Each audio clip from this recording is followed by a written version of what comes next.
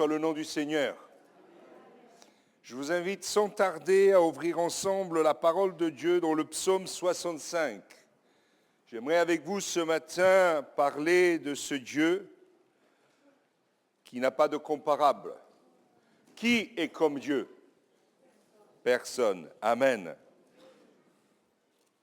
Puisque nous avons la grâce, l'honneur, la joie d'appartenir à un Dieu qui n'a pas d'égal, un Dieu qui veut entendre nos voix, nos frères et sœurs, je crois qu'il est important pour nous d'apprendre à louer Dieu, d'apprendre à prier, de ne pas rester dans le silence, même si, regardez ce qu'il dit ce texte, psaume 65, pour toi le silence est louange.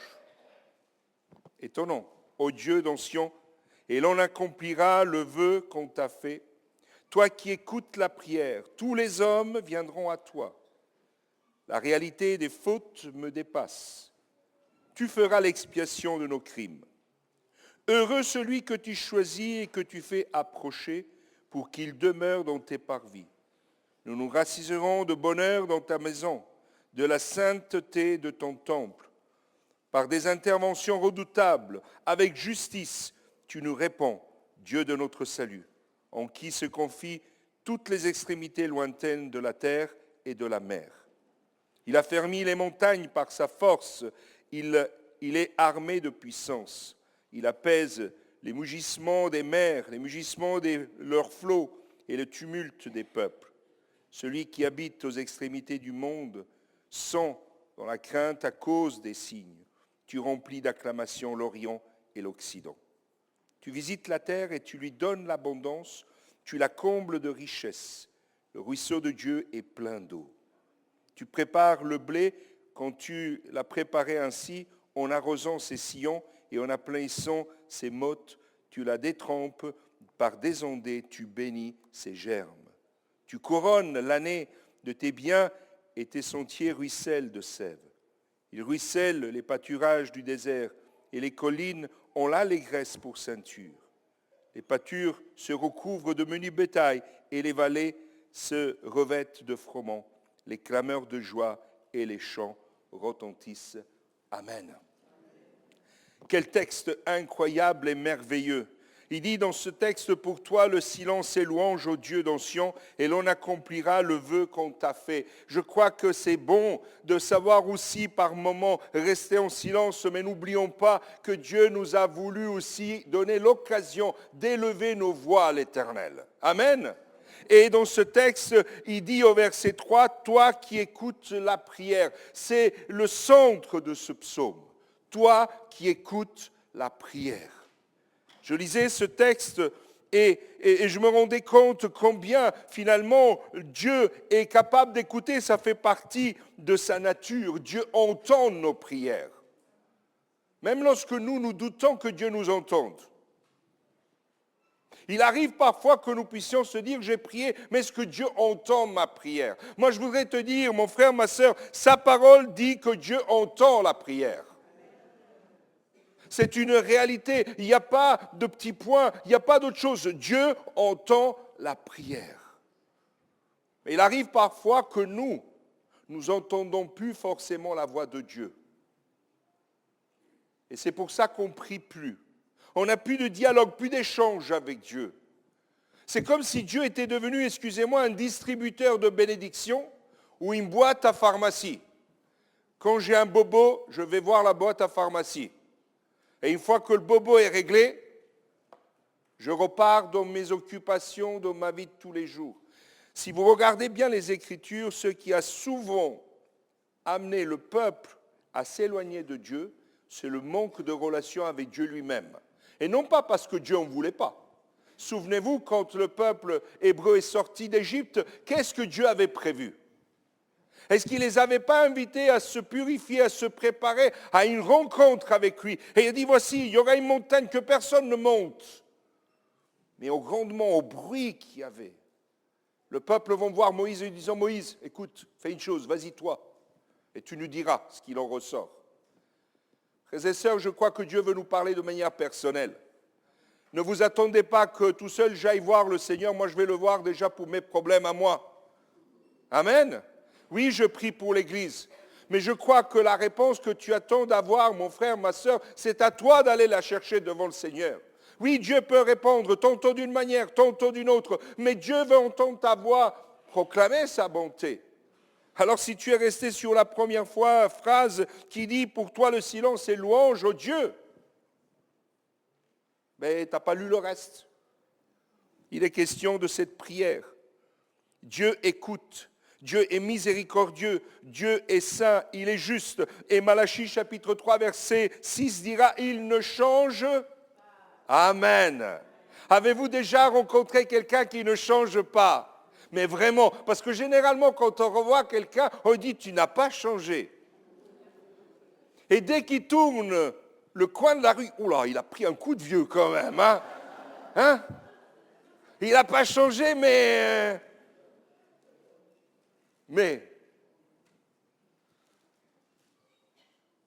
il faut que le changement soit bon. Il faut que le changement nous apporte une amélioration dans notre vie. Changer pour ne rien changer, pourquoi changer? Non?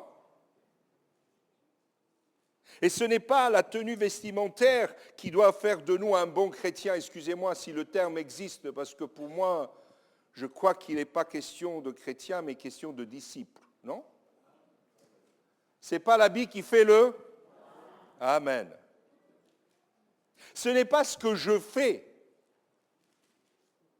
qui fait de moi quelqu'un qui marche avec Dieu. Mais ce que je suis en Dieu devrait permettre que je fasse ce que je fais. Parfois, on est tellement attaché au faire qu'on oublie l'importance que c'est d'être. Et dans la parole de Dieu, nous voyons ce texte qui nous amène finalement à la compréhension du fait que nous avons besoin du Seigneur. Il dira dans ce texte, tous les hommes viendront à toi. Qui voudrait voir tous les hommes venir à Dieu? Qui voudrait voir toutes les femmes venir à Dieu? Ah, il y a plus de femmes qui y croient, hein? Pourquoi venir à Dieu? Et comment venir à Dieu? Ce n'est pas par une religion, ce n'est pas par des pratiques, ce n'est pas non plus pour une question, je dirais, de nationalité, de race ou quoi que ce soit. Non, non. Il est question d'un cœur qui revient à Dieu d'une manière repentante. Frères et sœurs, la parole de Dieu nous dit de venir à Dieu avec foi. Vous connaissez le texte d'Hébreux 11, verset 6. Or, sans la foi, il est impossible de lui plaire. Celui qui s'approche de Dieu doit croire qu'il existe et qu'il récompense ceux qui le cherchent. Il est impossible de venir à Dieu et de lui plaire sans croire qu'il répond à nos prières. Est-ce que vous croyez que Dieu répond à vos prières? Tous les jours? Même lorsque vous n'entendez pas forcément une réponse immédiate? Ah, combien on aimerait que même pas la prière finit et Dieu répond. Amen. Seigneur, je n'ai même pas terminé la prière. Au début de ma conversion, Seigneur, quand je me suis donné à toi, je priais, ça venait tout de suite. Maintenant, ça tarde. Eh oui, les lignes avec le ciel ont changé. On est passé du décodeur qui faisait tout ce bruit. Vous vous rappelez au début d'Internet? On était là, on entendait ce bruit, à combien on était heureux d'entendre ce bruit. Parce que ça voulait dire qu'on rentrait en contact avec quelqu'un.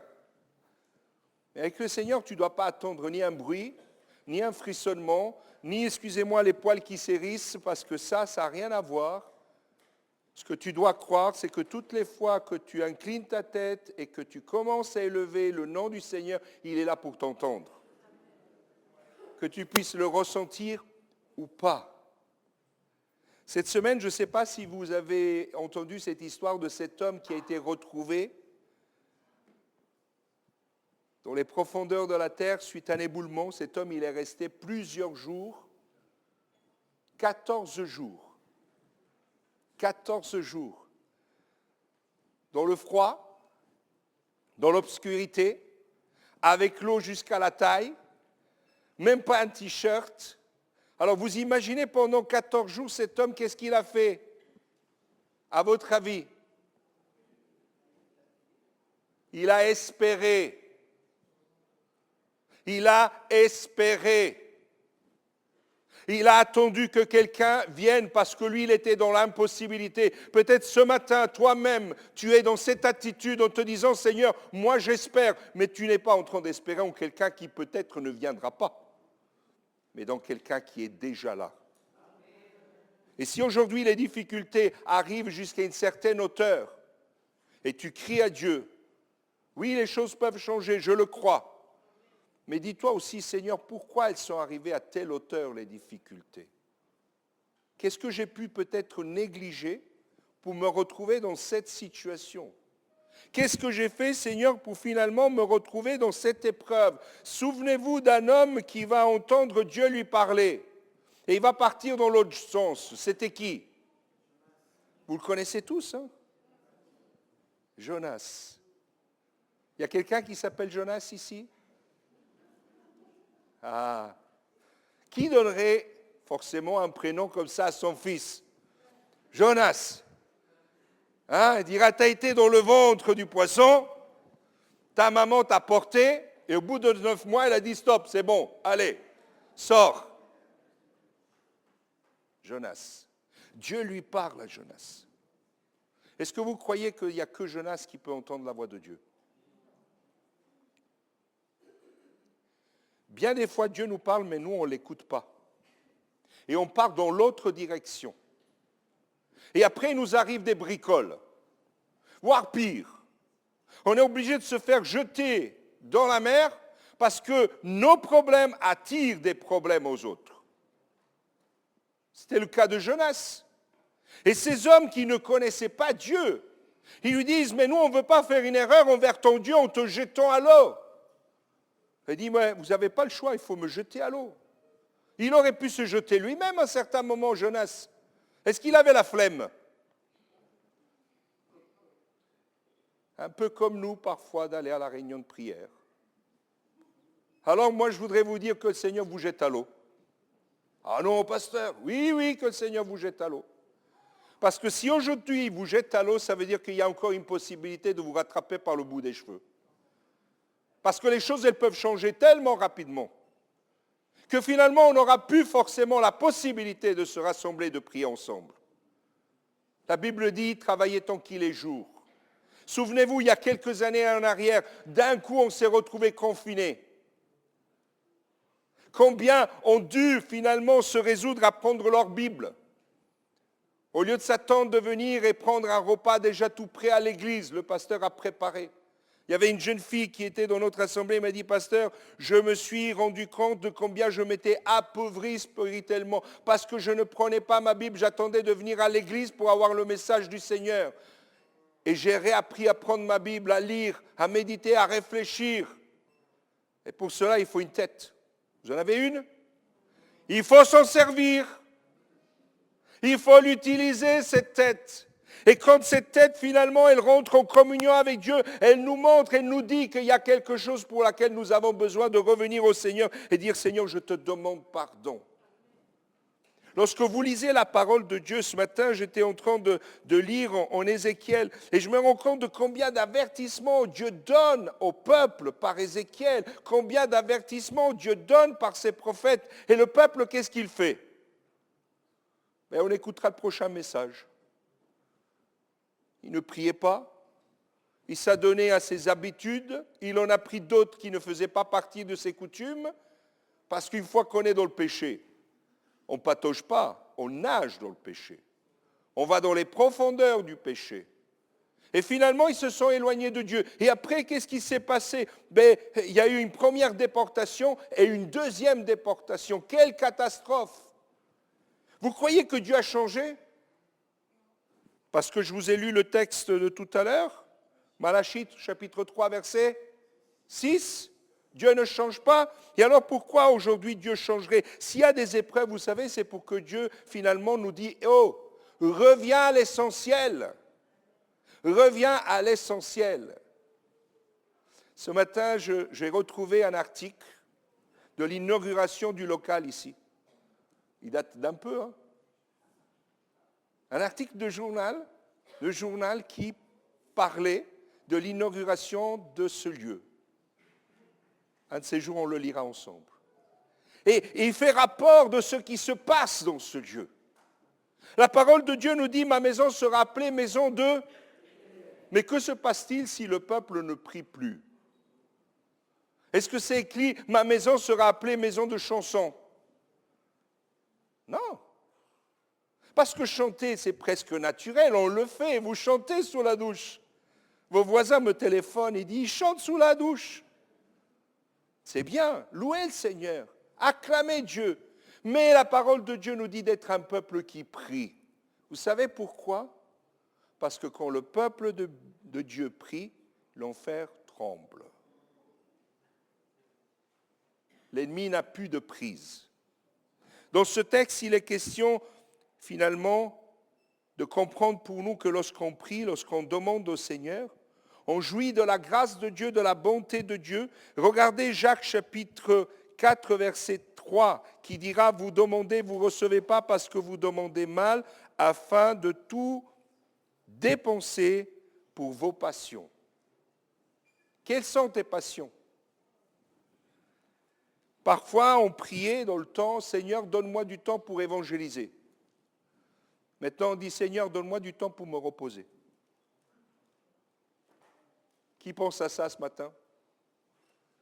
Qui rêve déjà de son canapé? Ah ben, il faut être vrai.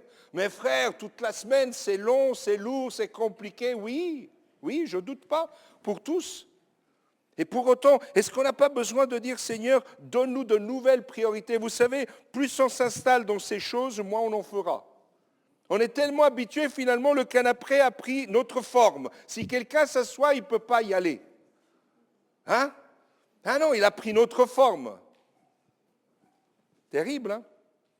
Jacques chapitre 1, verset 16-17. Ne vous y trompez pas, mes frères bien-aimés, tout don excellent et tout cadeau parfait vient d'en haut, du Père des Lumières, chez lequel il n'y a ni changement, ni ombre de variation. Est-ce qu'on est prêt à recevoir les beaux cadeaux du ciel? Amen.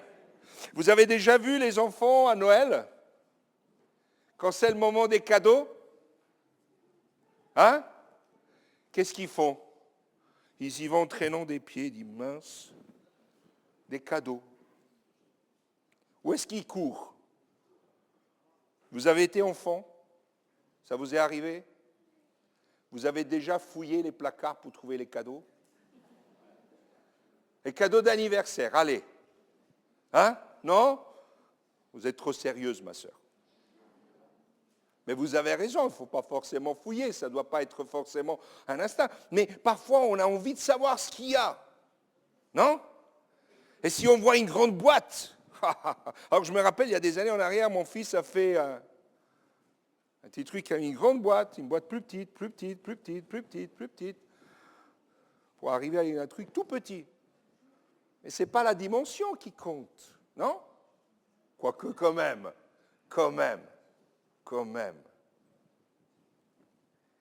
Tout cadeau précieux vient d'en haut. Si vous saviez tous les cadeaux qui vous attendent dans le ciel, et parce que vous ne les demandez pas, vous ne les avez pas. Tu cherches du travail, demande que Dieu te donne du travail. Tu cherches un conjoint, demande à Dieu de te donner le bon. Pas un truc qui ne tient pas la route. Hein? Pas quelque chose qui va te laisser un goût amer en disant, mince, j'aurais dû écouter le Seigneur. J'aurais dû être attentif à ça, j'aurais pas dû prendre cette décision comme ça. J'ai suivi mes visions, mes passions, mais j'ai oublié de suivre Jésus-Christ. Tout cadeau parfait vient d'en haut. Amen. Alors le texte nous dit qu'il n'y a aucun autre qui puisse pardonner. Verset 4, la réalité des fautes me dépasse, tu feras l'expiation de nos crimes. Regardez comme ça, ce psaume, déjà, il nous parle de ce que Christ va faire. Qui a payé pour vous? Allô? Qui a payé pour vous? Vous êtes sûr? Ce n'est pas vous par vos bonnes œuvres? Ce n'est pas vous par vos sacrifices? Ce n'est pas vous par votre compte en banque? Non? Bon. Vous êtes convaincus? Actes chapitre 10, versets 42-43. En Jésus, et Jésus nous a condamnés de péché, et Jésus nous a commandé de prêcher au peuple et d'attester qu'il a été lui-même désigné par Dieu comme juge des vivants et des morts. Tous les prophètes rendent de lui le témoignage que quiconque croit en lui reçoit par son nom le pardon des péchés.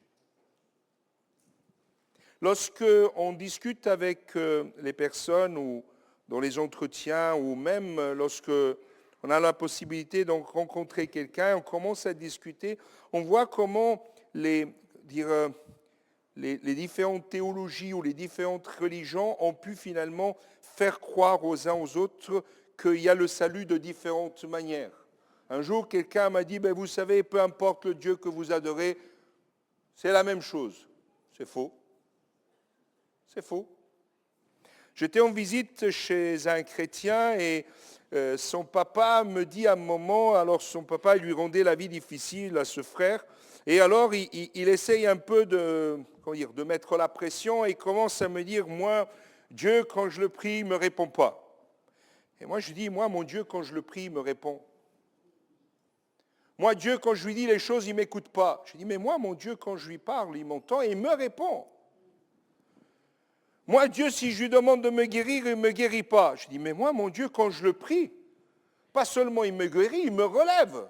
Mais pourquoi vous dites, mon Dieu, votre Dieu n'est pas le même? Je dis, non, le vôtre, il est sourd, muet. Le mien, il est vivant.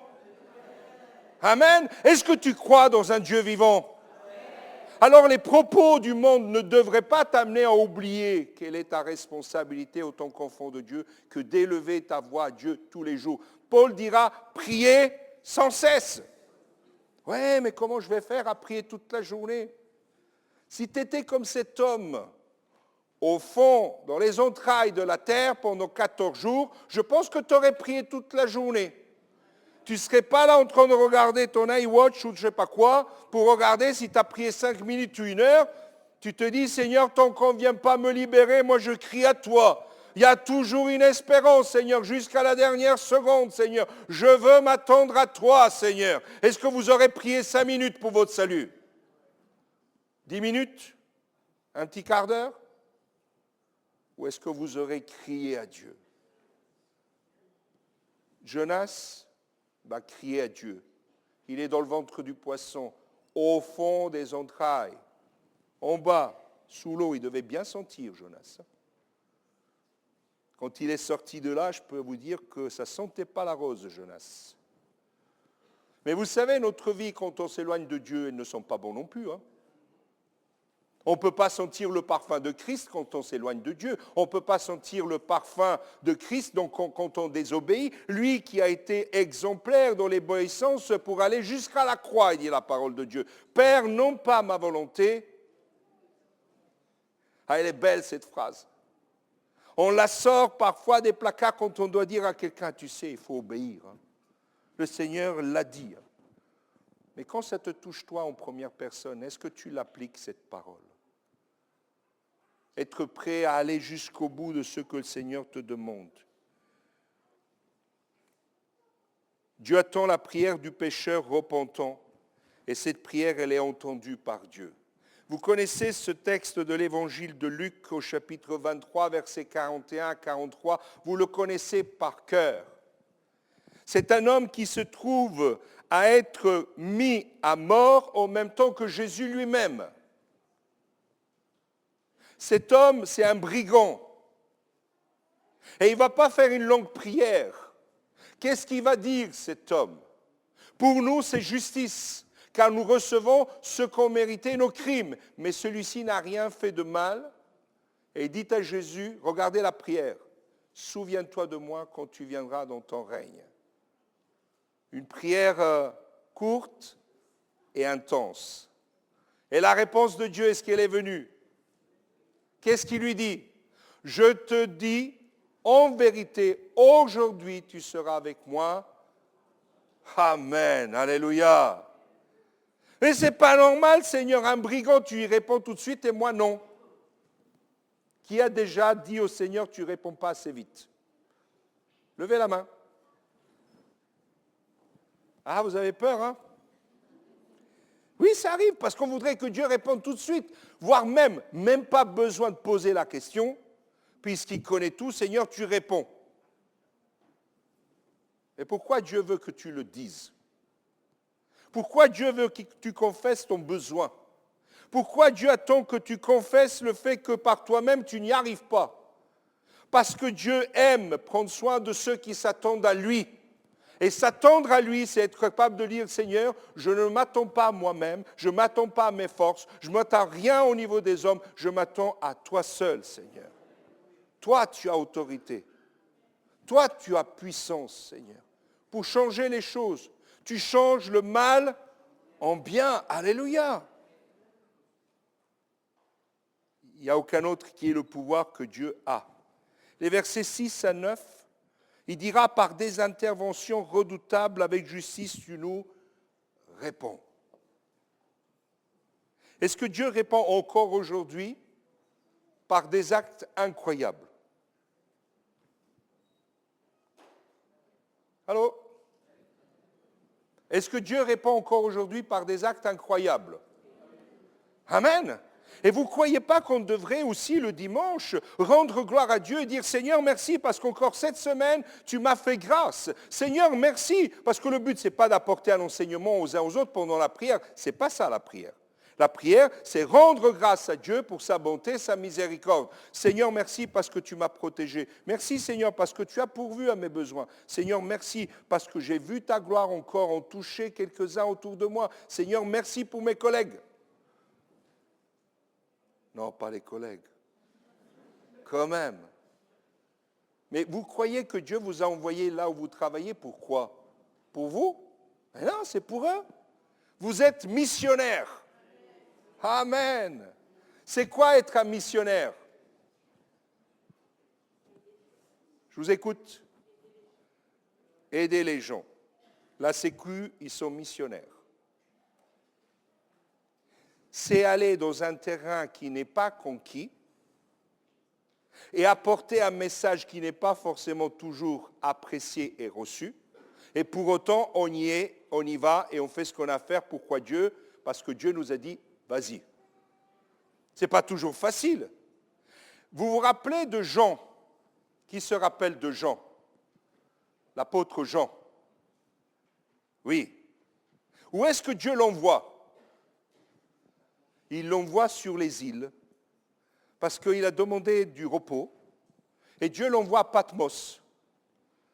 Une île qui n'était pas une île de repos, ce n'était pas la Nouvelle-Calédonie, ce n'était pas l'île de la Réunion, ce n'était même pas Tahiti. Qu'est-ce qu'il y avait à Patmos? Les pires des pires des pires. Et là, Dieu envoie un chrétien. Qui? Jean. Alors imaginez un instant si Dieu vous avait envoyé à la place de Jean. Qu'est-ce que vous auriez dit? Seigneur, pourquoi moi? Seigneur, l'autre frère était mieux que moi. Lui, au moins, il était costaud. Moi, je suis tout petit. Seigneur, je suis rachitique. On me balaye d'un coup de vent, là. Seigneur, pourquoi moi? Tu aurais dû envoyer l'autre. Moi, je serais resté derrière lui, prier. Envoie-le, Seigneur. Fais un échange. Et au bout de 5 minutes, vu que l'échange ne vient pas, Seigneur, c'est pas normal quand même. Qu'est-ce que j'ai fait que je n'aurais pas dû faire? Ou qu'est-ce que j'aurais dû faire que je n'ai pas fait? Et là, on commence à se poser plein de questions au lieu d'entendre la réponse de Dieu. Qu'est-ce que Jean recevra à Patmos? Le livre de la Révélation. Alors imaginez Jean à Patmos, il n'était pas installé sur un canapé en train de regarder une télé 16/9 avec Dolby Surround. Non. Mais Dieu lui montre ce qui va se passer des milliers d'années plus tard. Et lorsque Jean voit ces choses, il n'y a pas de mots pour décrire ce qu'il voit.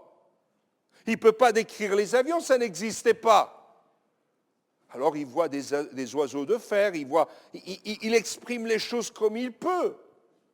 Mais il se rend compte que là, dans cette île où en effet le mal régnait, Dieu l'a envoyé pour recevoir quelque chose que le monde aurait eu besoin après par la suite. Si tu es dans un endroit où aujourd'hui tu te dis, Seigneur, pourquoi je suis là? Arrête de penser à toi. Arrête de penser à ton bien-être. Arrête de penser à tes commodités. Dis-toi, Seigneur, quel est l'ordre de mission?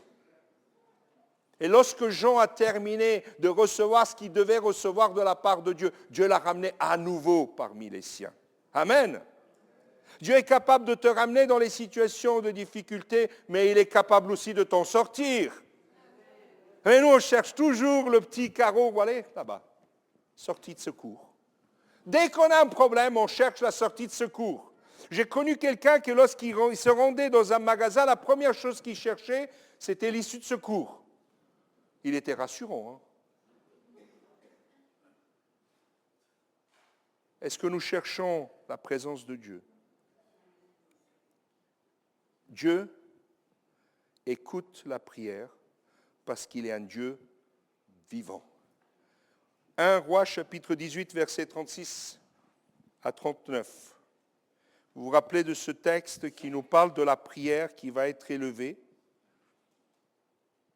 Au moment de la présentation de l'offrande, le prophète Élie s'avança et dit, « Éternel Dieu d'Abraham, d'Isaac et d'Israël, que l'on reconnaisse aujourd'hui que c'est toi qui es Dieu en Israël, que je suis ton serviteur et que j'ai fait toutes ces choses par ta parole.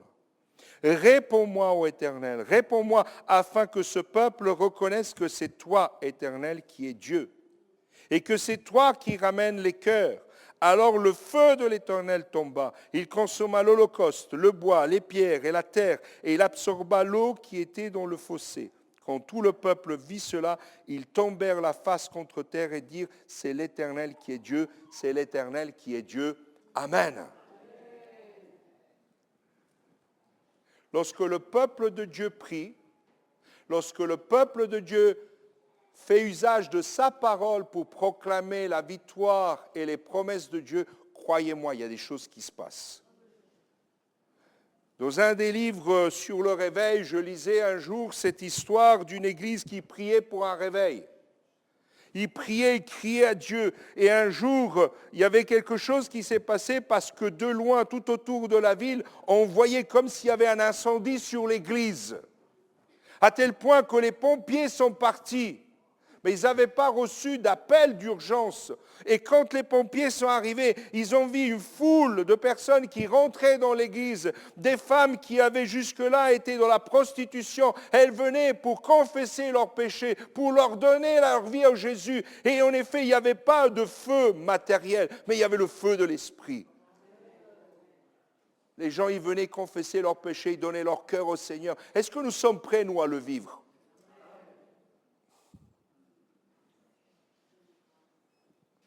Sincèrement, soyons vrais entre nous.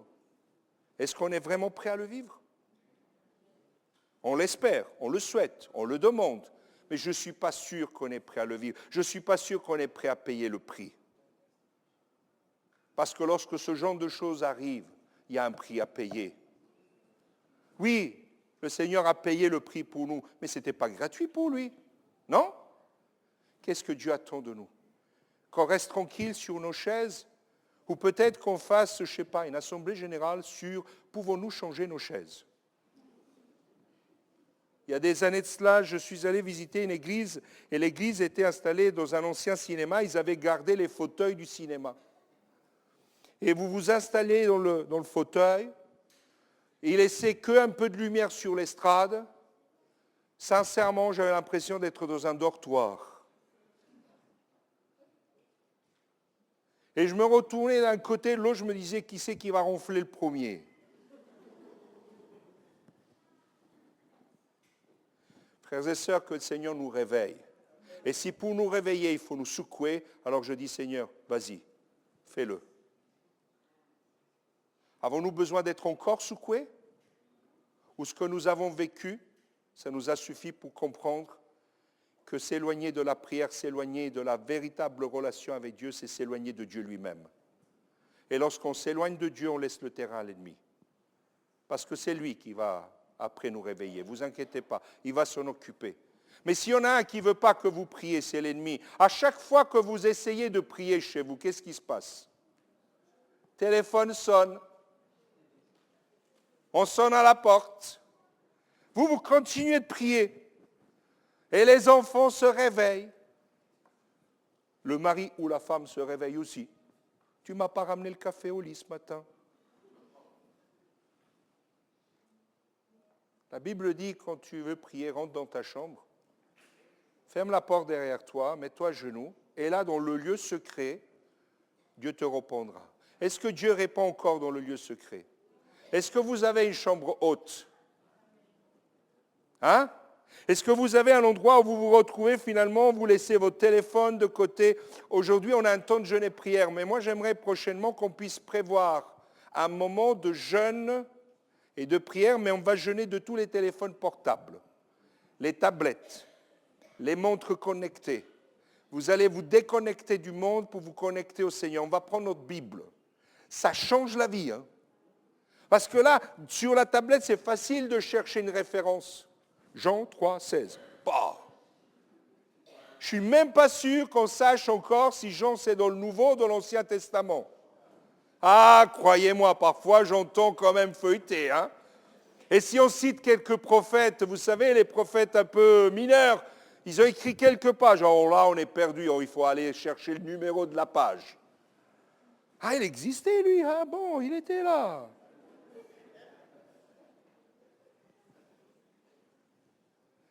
Un Dieu qui entend et qui répond, c'est un Dieu qui est tout-puissant pour agir sur la pluie, le vent, le soleil et la mer. Amen.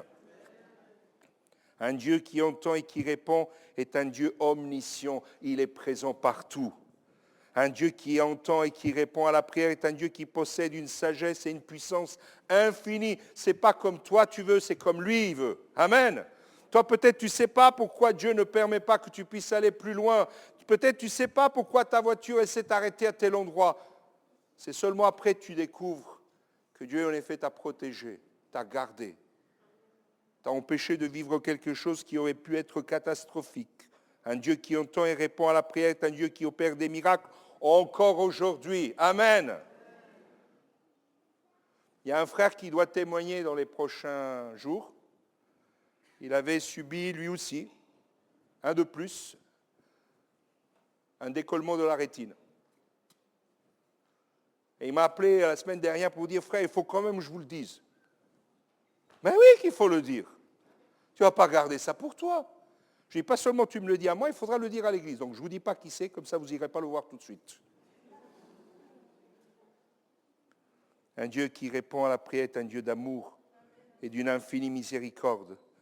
Il ne répond pas à nos prières à cause de nos mérites, mais par grâce. Je termine. La nature elle-même donne témoignage d'un Dieu bienveillant qui exauce la prière. Regardez, tu visites la terre et tu lui donnes l'abondance. Tu combles de richesses. Tu arroses ses sillons. Tu aplanis ses mottes. Tu détrempes par des ondées. Tu bénis ses germes. Tes sentiers ruissellent de sève. Les pâturages. Vous avez déjà prié lorsque vous plantez quelque chose dans votre jardin? Alors moi j'ai une main verte, mais incroyable. Tout ce que je touche ne pousse pas. Mais une année, mon père, il m'a dit, écoute, il faut qu'on fasse des salades, il faut qu'on fasse des tomates, il faut qu'on fasse, parce que c'est pour les camps d'été, on en a besoin. Alors moi j'ai dit, Seigneur, cet été, ils vont mourir de faim, les gamins. Je voyais le voisin faire, et lui c'est un cultivateur, c'est son métier, il plantait les tomates, elles étaient droites comme un i. Moi je les plantais, elles faisaient comme ça. Et j'ai dit, Seigneur, moi je ne sais pas faire, mais toi tu sais faire pousser, Seigneur. Cet été-là, mon voisin regardait et disait, mais comment est-ce possible? Moi, j'ai des tomates cerises. Moi, j'avais des tomates qui faisaient 700 à 800 grammes la tomate. Il m'a dit, il faut que tu me donnes ton eau d'arrosage. Tiens, je te donne l'eau d'arrosage. Ça n'a pas marché, parce que ce n'est pas l'eau, c'est la prière. Si tu veux que tes enfants poussent bien, prie pour eux. Si tu veux que ton couple aille bien, prie pour ton couple. Si tu veux que ta famille vienne au Seigneur, prie pour ta famille. Ne te rappelle pas de ça juste quand il y a des problèmes, mais fais de ces sujets-là une priorité pour ta vie et crois que Dieu va répondre. Amen. Oui, Dieu s'occupe de tout. Priez sans cesse. Oui, le Seigneur, il le dit. Sommes-nous prêts à le faire? Il y a un frère qui avait eu l'occasion d'aller en Corée et visiter cette église où, vous savez, ils se rassemblent dans un stade et ils font plusieurs cultes. Les bus arrivent, déposent les gens et prennent ceux qui étaient au culte d'avant et repartent avec. Et c'est un balai qui ne s'arrête pas toute la journée. Et ce frère, il pose la question à quelqu'un, il dit, mais vous êtes arrivé à quelle heure? Il dit, mais nous, on était déjà là à 4 heures. Et vous êtes venu là, pourquoi à 4 heures? Parce qu'on prie. Il dit, vous priez pour qui? Ben, on prie pour tout le monde, on prie aussi pour la France. Il dit, ah ouais? Oui, on prie pour la France, pour que vous ayez un réveil. Ce frère, mais nous aussi, on prie pour le réveil. Et ce frère lui dit, vous savez, frère, c'est vrai, vous priez pour le réveil, mais vous n'êtes pas prêt à le vivre. Quelle est la réunion la plus négligée?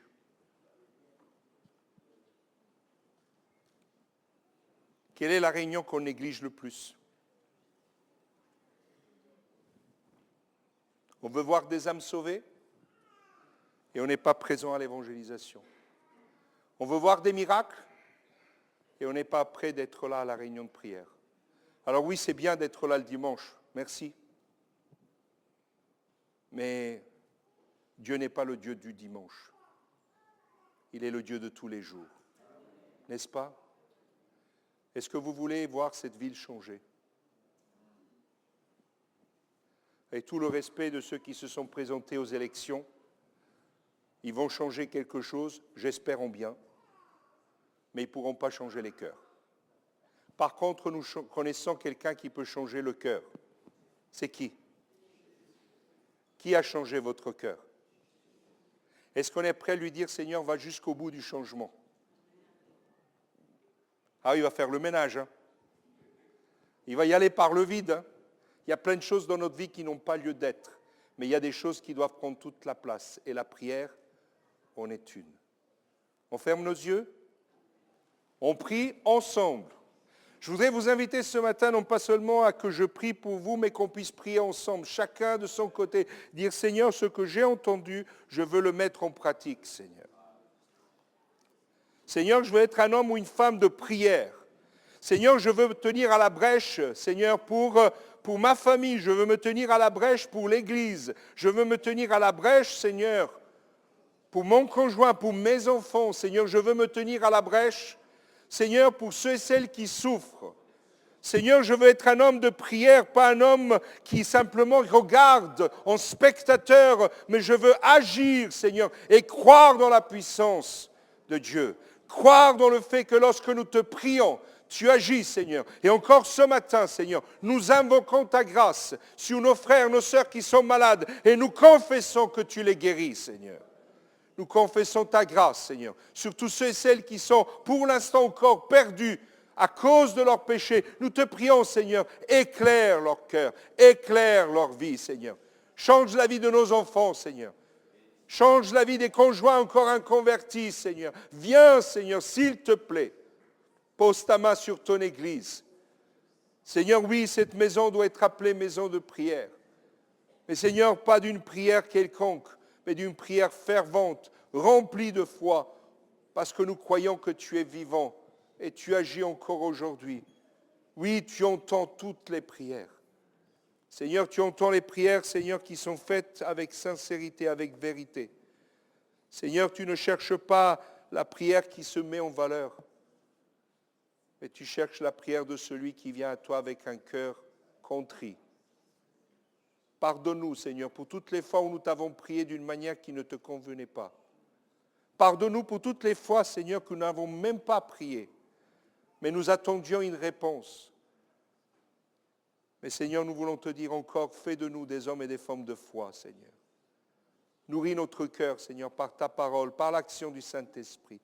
Transforme nos vies pour que nous puissions être comme toi tu veux que nous soyons. Amen.